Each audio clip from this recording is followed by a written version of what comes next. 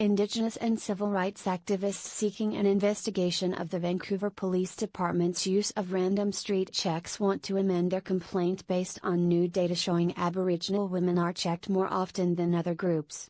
In June, the BC Civil Liberties Association and Union of BC Indian Chiefs asked the province's Police Complaint Commissioner to investigate a significant racial disparity in the use of street checks.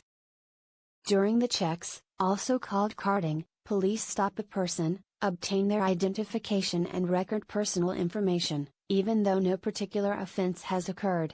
The association says in a news release that recently obtained data show Indigenous women accounted for 21% of all checks of women in 2016, despite only making up 2% of Vancouver's female population.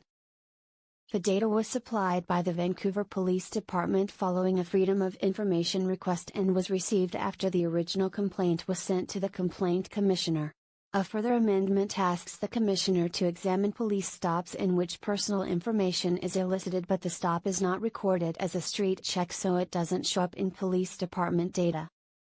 The original complaint was based on data from a Freedom of Information request that shows 15% of street checks conducted between 2008 and 2017 were of Indigenous people, yet they make up just 2% of the population. The news release says during that period, Indigenous men formed 1% of the city's population, yet accounted for about 12% of total street checks, while 3% of checks involved Black men, although they formed just 0.5% of Vancouver's population. When the complaint was filed in June, Chief Bob Chamberlain of the BC Union of Indian Chiefs said the disproportionate rate of checks on Indigenous people was staggering, and he is angered by the newest data disclosed by police.